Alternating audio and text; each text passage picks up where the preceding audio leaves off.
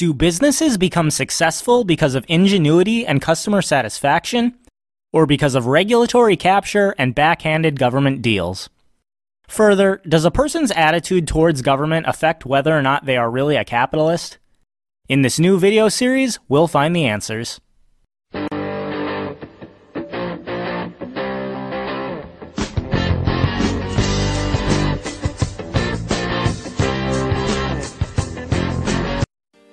Hello everyone, this is My Two Cents, and welcome to the beginning of a new video series that will be called The Free Market and Politics.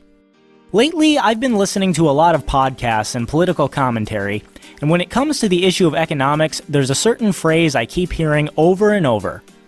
I love capitalism, but... fill in the blank.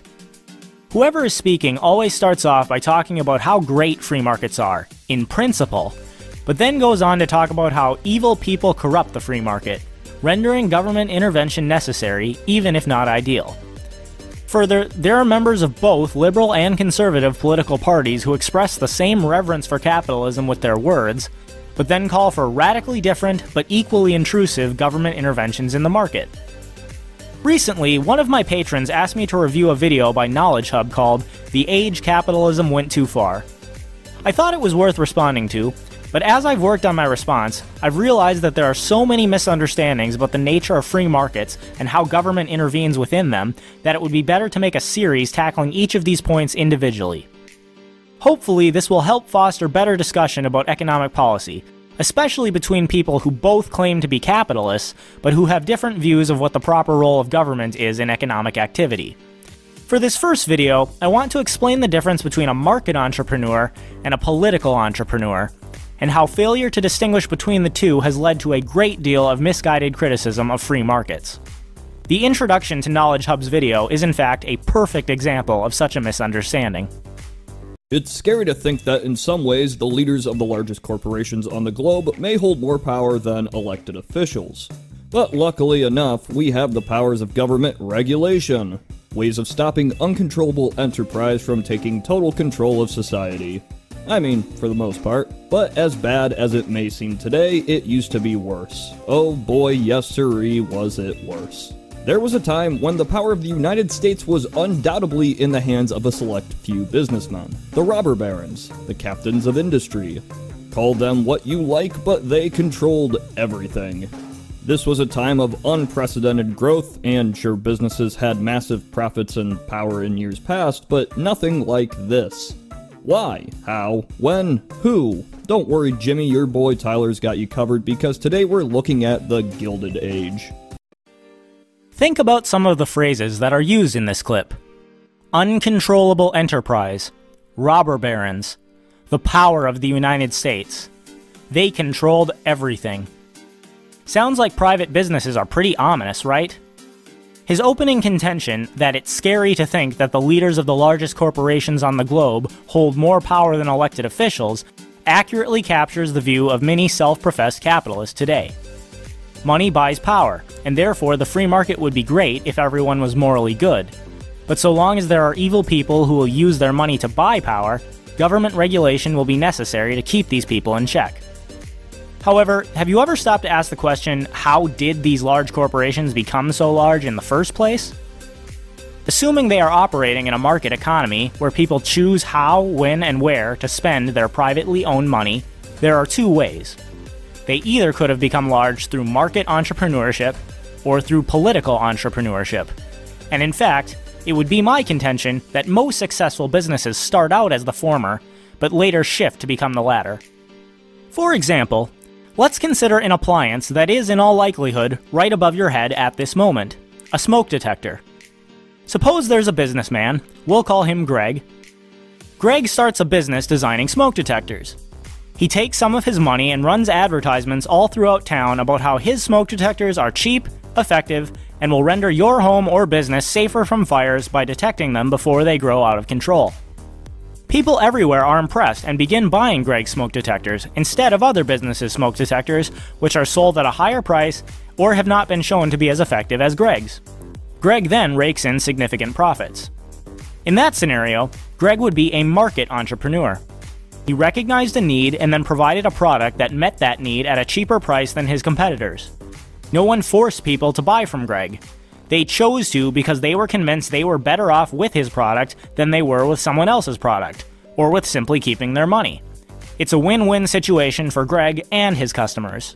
However, let's alter the scenario.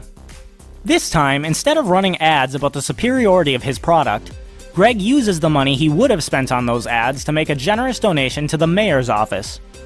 All he asks for in exchange is a few hours to give a presentation to the mayor's office about the danger that fire poses to homes and businesses and how his product is the best product to detect and prevent such fires. After giving his presentation, the mayor decides that Greg is right and moves that the city enact a law requiring that smoke detectors be installed in every building in the city. However, since he's now convinced that Greg's product is the superior product, the law needs to specify that buildings must be specifically equipped with Greg's smoke detectors and not someone else's. The citizens of the town now have a legal mandate to purchase smoke detectors from Greg, or conversely, the city may provide them directly to the community by raising taxes and buying in bulk from Greg. In this case, Greg would be a political entrepreneur. Instead of people voluntarily buying from Greg after he convinced them that they were better off with his product, Greg convinced the government that everyone was better off with his product, thereby leading them to use force to make everyone buy from Greg. And in this scenario, I'm sure it didn't have anything to do with Greg's generous donation to the mayor's office, right? The point of my illustration is that Greg can't, by himself, force anyone to buy his smoke detectors. So long as people are voluntarily buying his product, they must be convinced that they are better off with his product than without it. However, it's only because government exists in the first place that Greg is able to lobby for laws that require people to buy from him. Even if the people aren't convinced they are better off with Greg's product, they'd better pay or face legal trouble with the city. So has capitalism failed here? Well, if by capitalism you mean people voluntarily exchanging their private property, then clearly no. If you mean people paying other people to use force against others for their own benefit, wouldn't it be better to just call that extortion? If Greg paid a random citizen to hold a gun to people's heads unless they bought his smoke detectors, he would be arrested for extortion. But if he pays the government to do it, this is somehow a failure of capitalism. Now, as I said, many industries initially become wealthy due to market entrepreneurship. However, over time, competitors pop up, and they begin lobbying the government to pass regulations that force their competition out of the market or outright require the citizens to purchase from their company alone. Think about how many options you have when it comes to cable, water, electric. Commonly referred to as regulatory capture, this is something that results from the initiation of force, not from people voluntarily exchanging their private property. Now, I know you could argue that these companies voluntarily exchange their money with the government for use of force, but they only get away with this because of the perceived legitimacy of government in the eyes of the people. Thus, whenever you hear someone say that they believe capitalism is great, but we need government to prevent businesses from extorting their customers, you ought to point out that collaboration with the government is the only reason that a business could get away with extorting their customers in the first place. As we continue in this series, I intend to demonstrate that every time someone attempts to point out a failure of the free market, they will inevitably be pointing out a failure of government interference in the free market. Before I go, it's time for a patron shoutout.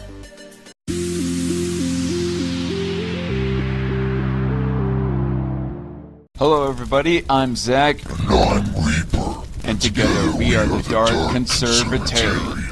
Conservative, libertarian, Christian, political, ranting, edgelord at your service. On my channel, where I mainly talk politics, you'll find me talking about a wide variety of subjects from abortion to gun rights, economics and immigration, religion, also other social issues. I have my own live show and also do lots of response videos with gaming footage in the background. If you like what you hear, then please check out my channel, subscribe, and hit the bell button.